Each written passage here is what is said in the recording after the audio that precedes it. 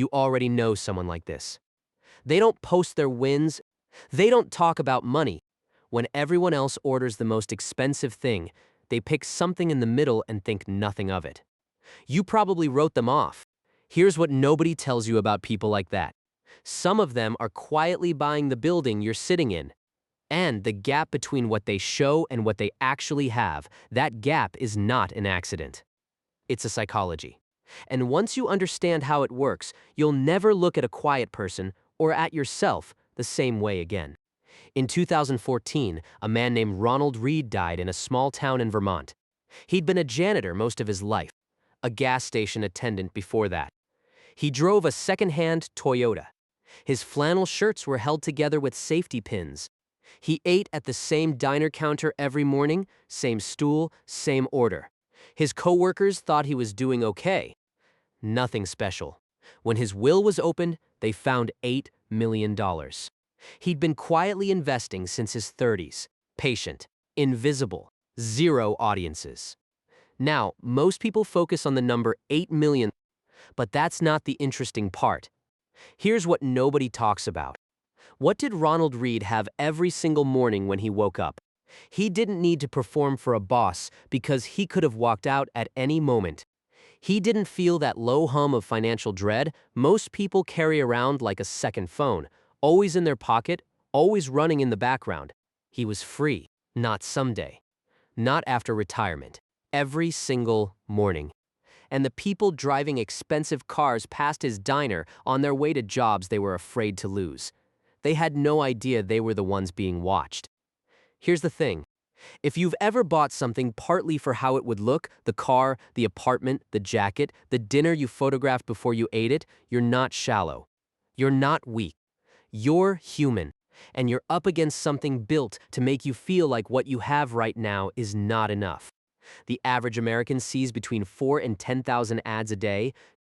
Everyone says the same thing. Not enough, not yet, not without this. And here's what makes it almost impossible to resist. In 1899, an economist named Thorstein Veblen noticed that certain things become more desirable specifically because they're expensive. Not because they work better, because they signal something. Status, arrival, worth. Your brain didn't invent this. Society handed it to you before you were old enough to question it. And here's something wild. A 2018 Harvard study found that people in simple clothes were consistently rated as more powerful than people in expensive ones. The signal backfired because your brain and everyone else's reads quiet confidence as authority, not performance.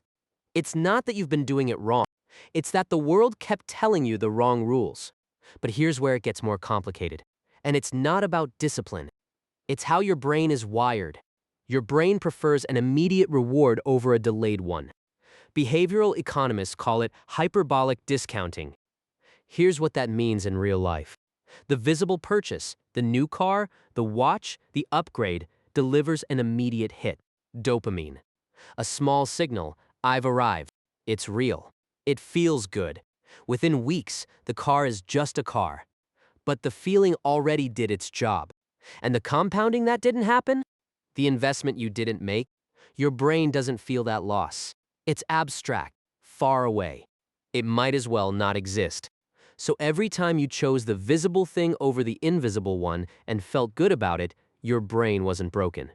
It was working exactly as designed.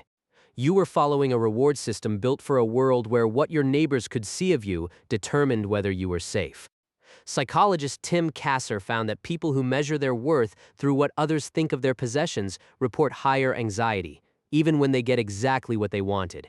The thing they chased gave them the thing they were running from. That's not a character flaw. That's a system. And some of the people most trapped by it are the ones who quietly sense something is wrong. Who feel a flicker of discomfort swiping the card for something they don't really need. If that's you, that discomfort isn't a problem. It's a signal. And it's worth listening to. So what does this psychology actually look like? Because you've stood next to people like this without knowing it.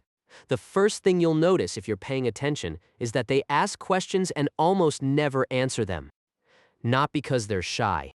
Because somewhere along the way they figured out that the person asking questions is the one learning. And learning over time is how you understand the world better than everyone around you. While you're talking about your promotion, your new car, your next move, they're listening. They know more about you after 10 minutes than you'll know about them after 10 years. Here's something else. Their spending is almost entirely invisible. Not cheap, invisible. They're not buying the trendy sneakers that'll look dated in 8 months. They buy one pair that lasts a decade, and nobody ever compliments them. That's the point. They invest in things that don't photograph well: a mattress, a kitchen knife, a book, a skill. None of it shows up on Instagram. None of it needs to. And the last one takes the longest to develop. They are genuinely comfortable being underestimated. In a world where everyone is performing for an audience, they've stepped off the stage. And here's what nobody tells you about that. When people underestimate you, they show you exactly who they are. They say things they'd filter if they thought you mattered. They reveal their real priorities. The quiet builder stands there, saying very little, learning everything. But I want to pause for a moment, because not everything I just described comes from a place of strength, and it wouldn't be honest to pretend otherwise. Some people become financially invisible, not because they've mastered their ego, but because they're afraid. Afraid that if people knew what they had, something would be required of them. That family would ask for money, that friends would treat them differently, that they'd have to justify the gap between what they show and what they are. That's not quiet confidence. That's hiding in a very nice coat. And for those people, the invisibility that was supposed to give them freedom gives them something else entirely: isolation. The difference between stealth wealth as strategy and stealth wealth as fear is this: one gives you freedom to connect. The other gives you a reason to stay separate. And if you're reading yourself into the second one right now, that's okay. That's worth knowing. Because you can't change the thing you haven't named yet. Here's what I want you to sit with. If you've ever felt vaguely uncomfortable spending on something that didn't feel necessary, if you've ever passed on an upgrade you could afford and felt weirdly okay about it, if you've ever looked at someone's expensive thing and thought quietly, I don't actually want that, those weren't failures of ambition. Those were signals. Your brain was already running a different calculation, one that wasn't factoring in how it would look, one that was measuring something else entirely. Researchers call this intrinsic value orientation, measuring your worth through growth, craft, connection, and private standards rather than approval. Kasser found that people who operate from this place show consistently higher well-being. Not because they have more money, because they need less from other people.